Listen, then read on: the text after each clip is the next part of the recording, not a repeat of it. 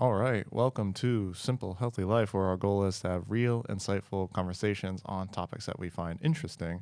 And today, MJ, I did want to bring up a comment from one of our listeners on the Transformative Moments podcast that we did not too long ago, Kairos. And this one's from John, and I thought it was really interesting. So I'm just going to read it, and then maybe we can kind of chat about it. But he says, do you guys think that some form of negative self-talk could be part of that process in deciding to grab Kairos? So in deciding to transform or change, really is what he's saying. I've read that it's good to limit negative self-talk. When MJ looks down at himself after the shower, or Ryan stares at himself in the mirror in that decrepit bathroom, are your thoughts mostly positive and motivating? And if not, could negative self-talk be good in certain situations, assuming we are aware when it's happening? Only asking because negative self-talk seems to be impossible to avoid.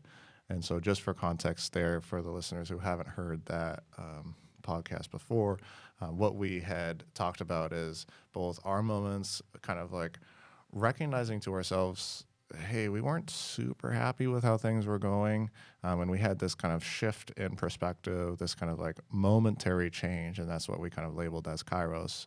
So what are your thoughts on that question? I thought it was really good. That is a really great question. It's thanks for listening. Thanks for thinking about the examples that we gave. There's a lot of parts to that question.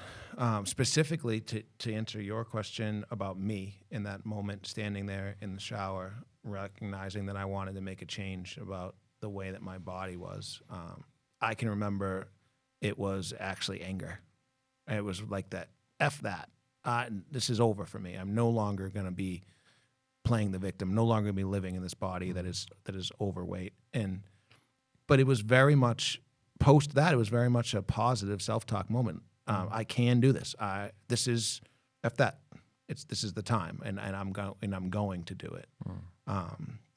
That's the first part of your question. The second part about kind of getting at like, can negative self-talk drive you? There's no doubt that there are plenty of examples in our own world, but I'll give probably the best one that I can think of off the top of my head is David Goggins. Right? If you read Can't Hurt Me or listened to his podcasts, or he's driven by this negative self-talk, this negative perspective around himself. I'm terrible. I'm the bomb. I'm F my body and that type of stuff. And it clearly drives him. The stuff that he's been able to accomplish is incredible, right? The guy writes books about it and runs ultra marathons. But my question would be, is that good? Is he happy while he's doing it? Is he going to go back at the end of it all and say, man, I wish I could have been driven through love or through positive self-talk? So that's how I would like to think about the things that drive me. And you posed this question to me, so I'm going to kind of talk a little bit about what drives me. And number one, anger sometimes does, no doubt. This kind of like me against the world, like, but I'm angry about it, like, tell me I can't do that, like, rah. Yeah. Number two, positive self-talk. Telling myself, this is the way I can do this. I know I can do it. I'm capable of doing it. Those are kind of the two primary drivers. What about for you? Yeah, and kind of to answer the same questions in the line, as I was, had that moment, that shift. There certainly were negative aspects, quote unquote negative aspects to that. I'm sure I felt a sense of shame and guilt and maybe anger a little bit, disappointment. I'm sure was there, but the overarching feeling that actually arose from the combination of everything that happened in that moment was empowerment, right? And you kind of even suggested it yourself, this like the transformation of victimhood to ownership, right? And that's exactly what it was. If I could like encompass that moment as, in a single sentence, it would be exactly that. And I remember thinking that one of the primary thoughts was, no one's coming to save me. And this is before I had even, you kind of hear that. Like I actually read that now. Like it's a kind of a popular thing. You've heard that before, right? Yeah. But this was before. I mean, YouTube wasn't even around at this time. This was a while back. And I remember having that thought, like, no one's coming and saying, hey, I'm taking care of you. I'm going to solve your problems, because the fact of the matter is, no one is. Like the other people who care about you, sure, but your problems are your own, and for good reason. Like you're tasked with overcoming them and challenging yourself with that. So it certainly was like an empowering moment, although I was in this place of disempowerment too. So it was this very weird dichotomy. And yeah, I mean, I think your example on Goggins is good, because he never does seem to say, well, I feel good about what I've done, and I know that I can do this, so I'm going to push myself harder to do it better next time or something, right? I think that there's a place for that. I think that negative self-talk can be impactful to certain people, and to John's point, it is impossible to avoid. I think it's just kind of happens, right? And it doesn't necessarily need to mean anything too, because it can quickly become dysregulated, right? Where you're just beating yourself up for no reason, right? You think, maybe you think that there's a reason, or maybe there is a good reason why you shouldn't feel good. Maybe you've done something treacherous, terrible. Maybe you have, but does it actually serve you to beat yourself up into a pulp and then, not then feel motivated to do whatever it is to kind of rectify the situation? And I think that's maybe the primary distinction there is, when is it regulated? When is it useful versus when does it become dysregulated and just harmful to who you are and yourself in general? So when I think about this topic, I kind of want to maybe help the audience understand a couple things. And first thing you should understand as the audience is that everybody has negative self-talk, right? Mm-hmm. We know this. It's real. The second thing is that most of your negative self-talk comes from your belief system. And the third thing is that most of your belief system really came from before the age of 7 years old. They know this. This is documented science. And if you really think about the eyes of a 6-year-old, right, they're not able to articulate the way that they're feeling as well as we can. So you're believing these things about the way the world is, about the way that you interact with the world as if you were 6 years old. And when you start to really hone in and question those things, which so many of us don't do, we don't actually question ourselves to say, why do I believe that I'm not good enough? Why do I think, this thought about me not being good enough coming in my head, every day? Why? What's up with that? Why is it there? So the number one thing you can do is really start to, you said it best, go from victim to victor, right? Mm-hmm. Okay, it's in there. Let's deal with it. Let's figure it out. Let's ask ourselves, is there a way that I can challenge this belief about myself? Is there a way that I can uncover why I feel this way about myself? And are there positive reinforcement moments that say that's actually not true? Like, I'm not good enough. Look at all of these times that I've been good enough throughout my life. So that's one. The second thing, and a lot of people don't recognize this, is that there's actually, they have this pyramid. It's your thoughts, your actions, and your emotions. Emotions tie into this thing dramatically. And what most people don't recognize is that each one of those they're constantly driving your personal behavior. They're constantly making up your personal reality, and that is constantly making up your personal reality, your personality, who you are, those three things. And it's not any one of them that is in charge all the time. So for somebody that's out there thinking like, no, I think something, then I feel something, then I act on something. No, that's not how it works. It is how it works sometimes. Sometimes it's I feel something, then I think something, then I act on something. And sometimes it's I acted on something, then I thought something, then I felt something. So it's so much more than just a negative self-talk versus positive self-talk.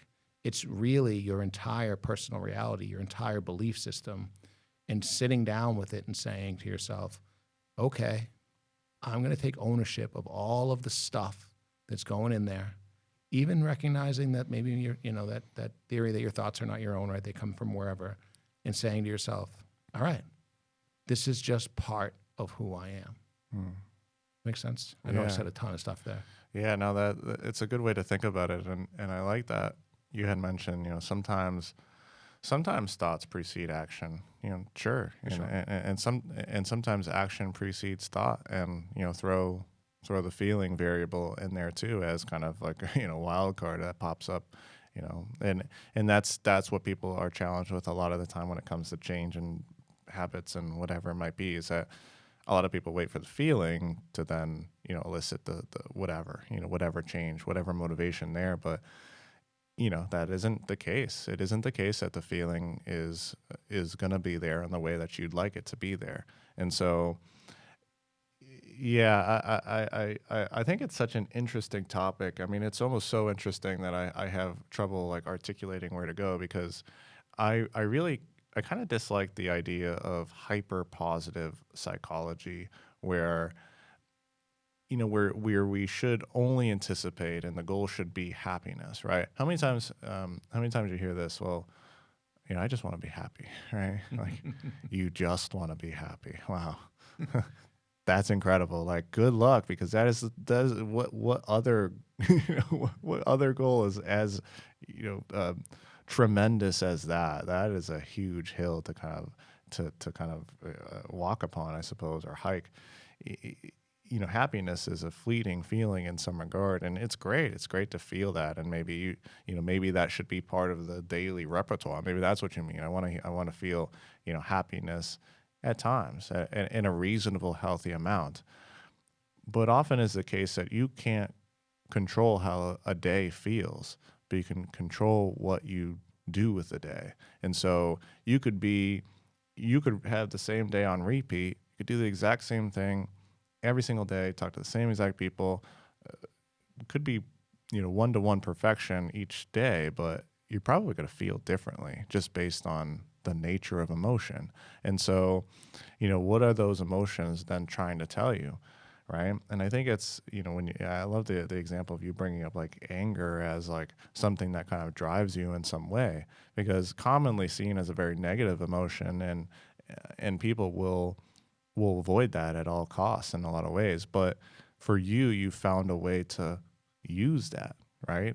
And it makes perfect sense, right? Like, I know we talked about this example earlier, but if someone's really crossing your boundaries and you feel angry, well, guess what? That's so useful, because then you can take that anger and you can have, I guess you can urge yourself to the confrontation and the conflict, and then get a resolution out of that. It makes perfect sense. But if someone's crossing your boundaries and you're feeling like completely at peace with that, I mean, maybe not the best, maybe not the best. Maybe some people would argue that that's helpful, but I don't know if I necessarily would agree with that. And so I think a lot of our emotions have a function, and to label them as good versus bad versus useful, not useful, I don't think is entirely, helpful for people. No, and to take it one step further, that triangle we talked about, the T, the E, and the A, right? Yeah. The thoughts, the emotions, and the actions, like every one of those is, we as a society have labeled each one of those as being good or bad, right? Like, you have good thoughts and you have bad thoughts. You have good emotions, you have bad emotions. You have good actions, you have bad actions. But let's face it, 90% of the time, that we're going about our day, we're having all of those things, and they're not good or bad. Right. They're just what they are. Mm. And starting to recognize that scale where you start thinking, oh, that was a bad one. Like, oh, I don't like that one. Like, no, it's just what it is, right? And once you start to be able to do that, you can start to take ownership of it. Mm. Okay, I am my thoughts, I am my actions, I am my emotions, but I'm also something else, right? That's the part that we can all agree on, right? There's more to us. Why can we witness those things if we close our eyes and decide we want to witness our thoughts? Why is that possible? So disassociating from all three of those things allows you to choose the way you want to react to them. So yeah, there's some definite times where a negative self-talk can be a driver. If you say, all right, that's the thought that went through my head. Okay, I can handle that. Let's go get it. Let's be better than that thought. Or, oh man, that emotion, that feeling guilt around that emotion.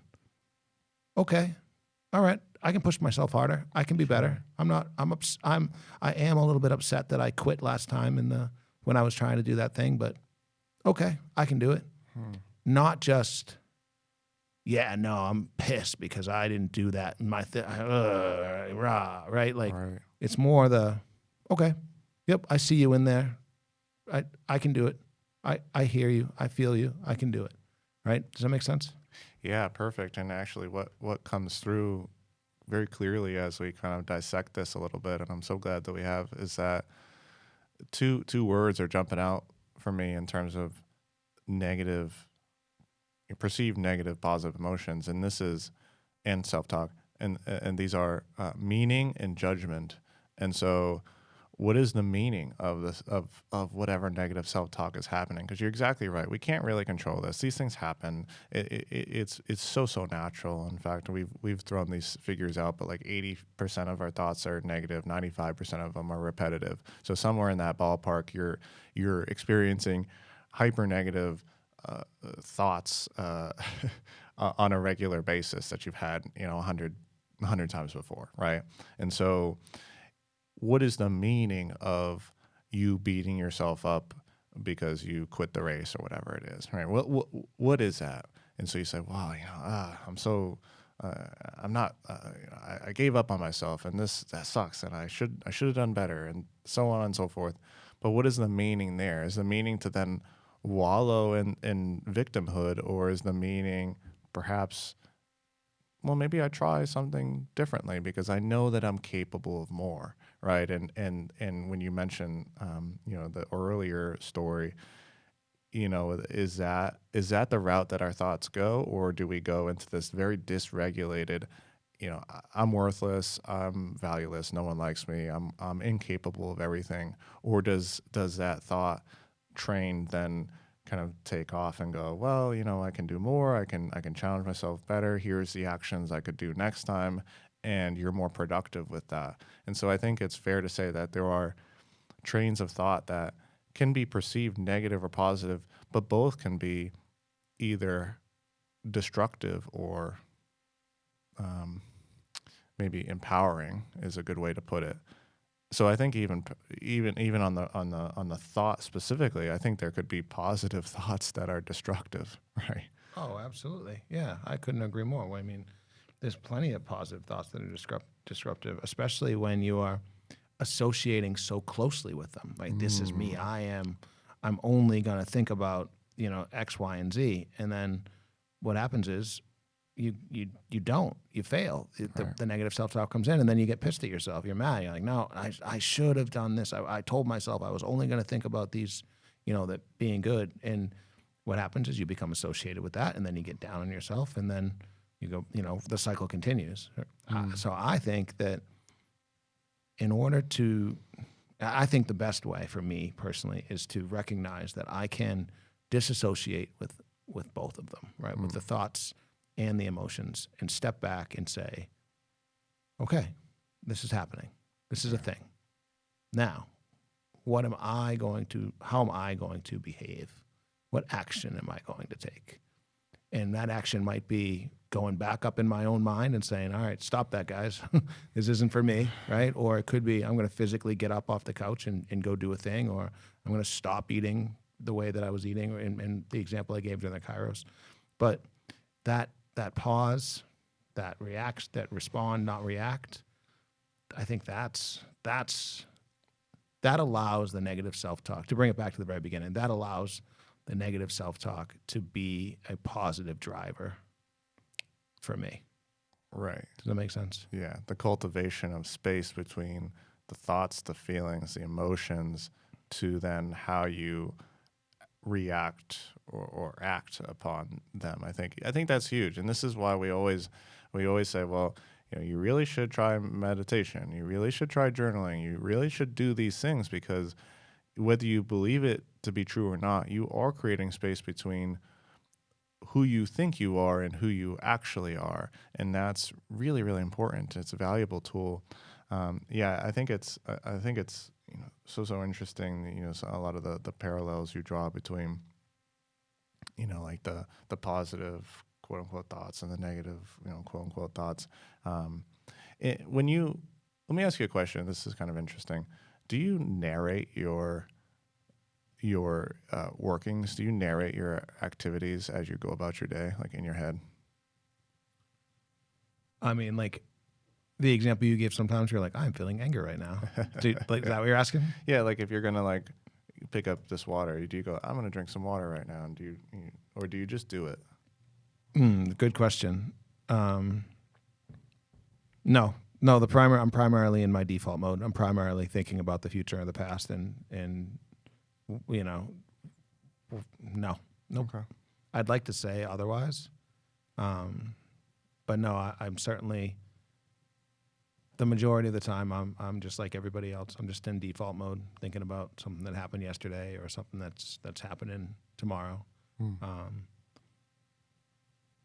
I hope to be a little better. I hope to that there's plenty of time during the day that I'm actually singularly focused on something and being present. But for the most part, much as I practice, I'm still there, forward and back. Okay. Yeah, I'm curious if you guys are listening to this and you narrate your actions. I'm going to the bathroom. I'm doing this. I'm wiping my butt. If you do that, let me know. I'm curious, because I think a lot of people do. I don't particularly, but I can almost, like, when I see people and talk to people and maybe observe how they act, it almost seems like that's the case for a lot of people, that they're narrating exactly what they do. And I'd be curious if you are, so please let me know. The other thing I wanted to ask you is, and maybe this is an important distinction as well, what's the difference between thoughts and thinking? Well, I think thoughts are those things that come in. They just come in. There's very little you can do about it. You can't shut it down. And I think thinking is like a specific, desired line of thoughts. My intention is to get to the bottom of this. My intention is to figure out how to get Ryan to do this thing. So I'm going to think about the actions I need to make to talk to Ryan about getting him to do this thing. Does that make sense? Perfect. Yeah. That's how I view it too. And so when we're talking about negative thoughts being very natural, perhaps a negative thinking is one that you can control. And so maybe this is in line with kind of how we kind of are talking about this topic of, negative self-talk. I think negative self-talk thoughts can be very automatic, but you should be very, very careful of negative self-talk thinking, the action of beating yourself up, saying, you get this random thought with an emotion, and then you say, ooh, here's all the ways I'm terrible. And you go and you engage with that thought. It's very real. And I think that based on my conversations with so many people about how they perceive these things to be, I don't think people recognize that you're thinking about negative topics, either yourself or whatever, more than you'd like to admit. And I think that the thoughts are very natural, and the thoughts are you can't control it. You can get and people know this, like intrusive thoughts, drive off the cliff. Like, yeah, probably not you, probably not a you probably just you saw it on a movie or something, and it's just like pops up like, hey, here I'm here. And that's just kind of like your brain being active for whatever reason. But I do believe that thinking can be controlled in some regard, and you have to be very, very careful about negative thinking, especially when it's centric to yourself. Okay, so I just solved the world's problems. You ready? Pay very close attention. Totally. Yeah. We know that the belief system, the majority of our beliefs are installed, created in us before the age of 7. We also know that these thoughts, we don't remember them, but they've been happening the whole time. Sure. We also know that it's super easy to go down and allow those negative thoughts to become negative thinking. Mm-hmm. And we also know that if you continuously have this negative thinking pattern, you start to formulate beliefs. Mm-hmm. So last piece that ties it all together is how often or how easy is it to put it together that maybe you had all of these negative thinking patterns when you were 4, 5, 6, and eventually didn't know any better other than to say, man, I fell down today. I must not be good at walking. All right, I must not be as good as the other kid over there on the playground. How easy is it to think that that's happening all the time, and you're starting to develop these beliefs, and now it's up to us as adults, as people that are paying attention now, to reprogram and reevaluate and start to say, those are not true. Those are just the simple, easy way of a 5 and 6-year-old to go through life, because it's the easy thing to do is to think negative thoughts about ourselves because it's there for us all the time, but it's not actually true. Yeah. Did I put that together well enough? Yeah, you did, and I think this it's so right for a lot of people. Maybe an example to kind of put it all into like a visionary structure. Say someone, is grouped as a child in 6th grade, just with people that, other kids that are in your region, whatever, your local area.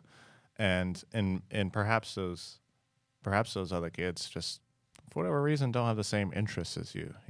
You like drama and they all like sports or whatever.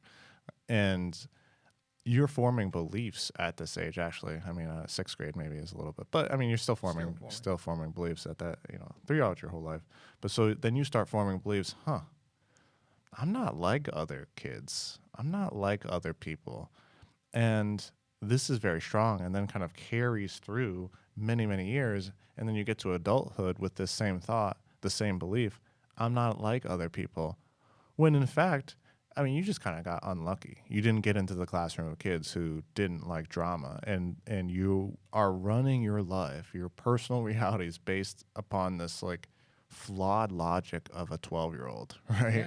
Yeah. And that's very true. I see this all the time with people who say like, I'm not, and I'll like encourage them to like, I don't know, go make friends or whatever, and they'll say, I'm really socially awkward. I'm not good at this. I'm like, what are you talking about? We have a great conversation, and you have no, like, I wouldn't even perceive you to be like, I think you do just fine. And because I'm an outsider, I can say that like with full meaning, and I'm not gassing them up. It's like truth. It's the truth that they do just fine, but they have this such ingrained belief that they aren't capable of talking to other people just because they couldn't do it at some arbitrary young age. Yeah, well said, man. Let's think about it for a second. And if you're out there and you're listening, take a moment. How many ways are you running your life based on the flawed logic of a 12-year-old? Right? Like really, like yeah. I got 2 or 3, Yeah. And so, like I said, I think that's a very valuable thing to do. And you remember when we had Lauren Folan on the podcast, right? Mm-hmm. She really was able to articulate this nicely for us, and I'm not going to do nearly as good a job, but, you're challenging your belief system, challenging the core of where you built everything off of, right? And remember that it's not, even your belief system's not really you, right? It's just the core of what you built everything off of. Challenging that is really hard. I mean, how easy is it to just go, that's just the way I am. That's just who I am. I hate right? that. I hate that. This is like, that's my personal pet peeve. That's just the way I am. What do you mean by that? Since when is the Right, question, right? right. Okay, since when? You were born this way. You're like, and what the funny thing is what they're telling you is what we know to be true. Right. Since before you can remember, you've had this belief system. But what we just kind of uncovered is it's likely based on this thoughts versus thinking pattern that you had when you couldn't articulate what was going on in your head, when you were just running it down because you got in the wrong class and turned out that the kids didn't like you because you weren't really interested in the same things that they were interested in, or these are just belief systems that are essentially, they are deep to our core, but they're really just where we started adding layers on. And we can start to unlayer ourselves, and we can start to peel back that self. And this is something I've been thinking about a lot, is like, if let's say you're listening, right, and you're like, everything we've said makes sense. Yes, everything we said makes sense. But everything we're saying is like making sense, right? So you go, where would I start? How would I start noticing? How would I start changing? How would I start discussing? And worse or more challenging than that is, what if it starts to work and I start to become different and I start to not be the same around the people that I have built my life around, right? The people that know me and know who I am, and all of a sudden I start to say, I don't really like that about myself. I think I'm going to change. And now all of a sudden my whole reality, my whole personal reality changes. My thoughts start to change. My emotions start, my actions. And then the people around me start to become more distant, or I become more distant from them. Like, there's a risk there. There's a risk reward for this game behavior, right? Yeah. What is that scary? Yeah, but that's the burden that you have to bear, right? With any change, there's sacrifice, and that could be just simply sacrificing parts of yourself that you don't even like, yet that's still scary. Yeah, because it makes up you. Mm-hmm. It is a scary thing to think about. Which is why I really, and as I said, I really dislike that thought of that's just not who I am. That's not what I do. I can't stand this. I don't operate that way. It's just not true, right? And you start to kind of disassociate or pull back from, who you think you are versus who you actually are. And you recognize that who you actually are is just who you decide to be in each moment in some way. And so it's why I think it pigeonholes people into I can't stand that noise. I can't stand this. Like, you're just re-emphasizing that belief every time you say something like this. It's not true. You can gain tolerance. Everything is a skill. Every single thing that you can even imagine, your discomfort tolerance, your kindness, your ability to regulate emotions, every single thing is a skill. And so if you see it that way, then you start to recognize that, wow, I was fixed. I had a fixed mindset in almost, all these areas that I didn't even know were areas. I didn't even know that they were, they're intangible. I can't point to someone's discomfort tolerance or distress tolerance is what they would call it. And I can't point that out and take a digital reading of this, but it's there. And we should really work on building these little kind of tiny micro skills so that we're able to change effectively. When I was a kid, and I don't want to be like boastful, so I don't really like talking about it because I feel boastful, but I had a really terrible psychological minefield that I navigated through. I was like kind of a neglectful childhood, didn't really have very many friends, wasn't in a good spot with really anything. I had no like real tangible skills, um, and no one to support any kind of skill development. Yet, in this day and age, I, my mental landscape is I'm really proud of the work that I've done on that front. It's really quite intact, and that wasn't luck. I wasn't just born that way. In fact, I was born maybe the opposite. Maybe I had a proclivity to like a little bit more depressive thoughts, and I think that's probably fair to say. And yet I've navigated through in a way where I'm really, really careful about what I think about. My thoughts are my thoughts. I don't care what happens there. They're kind of interesting sometimes. They're kind of painful sometimes, but the thinking part is where things get muddy for people. And so, I even when it comes to, I still experience negative thinking patterns for sure, although not nowhere near what it once was.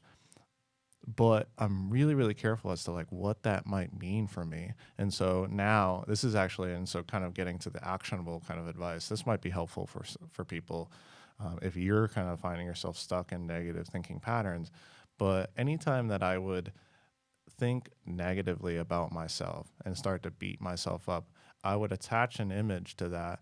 Whereas the image could be something breaking, or like, for example, like I would sometimes picture like a house, and anytime I would notice this negative thinking pattern, I'd visualize like cracks in the foundation, just to remind myself that there is no productivity in beating myself up, even if it is true that I'm.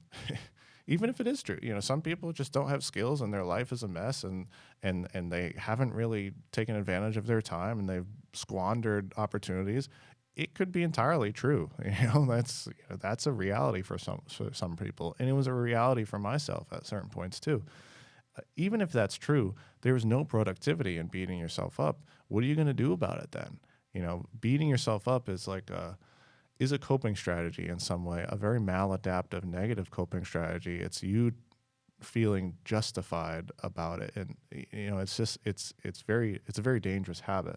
And so I would use that kind of visualization structure, or like an egg. I would picture that kind of cracking anytime I catch myself in negative thinking, to remind myself that this isn't helpful, and perhaps let's do something else to kind of navigate out of here. If I really want to change, if I'm really feeling down, then go learn something or go work on a skill, right? That's where change happens. That's great. And I hope that people will be able to take that, because you can do it right now. You can still use that same visual in your head when you start to beat yourself up. Mm.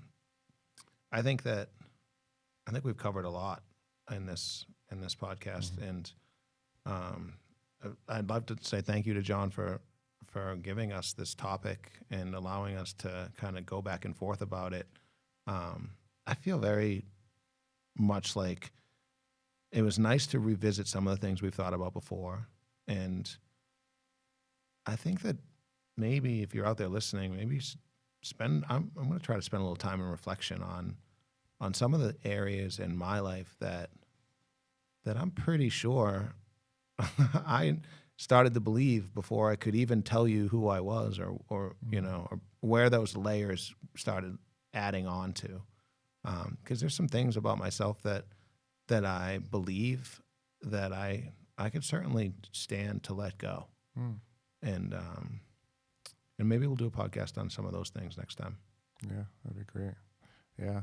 Yeah. So to kind of put in the practices of reflection, I think is really, really important. This is why journaling is so nice, because it's structured time where you can think, right? Wow, how great. If you're caught in negative thinking patterns, just kind of on autopilot, it's just happening, it's just habitual. Well, maybe you put in some structured thinking time where that is, more actively, you're actively paying attention. You're maybe actively constructing some positive kind of thinking patterns there, and just reflecting on where things could change just to begin with, and just making sure that you're not ruminating. And then maybe, I don't know, creating some order in certain things, like cleaning parts of your house that are kind of messy. There's studies that show that really kind of like jumbles up our thinking. That makes sense. But yeah, no, it's kind of interesting. A lot of like what you bring up in terms of the childhood beliefs kind of lingering, and then those beliefs fitting into how we fitting in some way to how we live our lives, although just so disturbed to begin with. But no, that's great. Did you have anything else to add to the topic? No, I think we covered it really well. I think that at this point, my mind is I think my mind is now going faster than my mouth, which is very rare for me. So I think for me, I think we'll catch you next time. I think this was a very interesting topic, and hopefully we could add some insight. And I know you offered me some insight, so thank you for that. And yeah, catch us anytime. If you would like, we'd love to. As you can tell, we do find a lot of value in hearing from the listeners, and so drop us a line, just hit the like, subscribe, and we will catch you next time.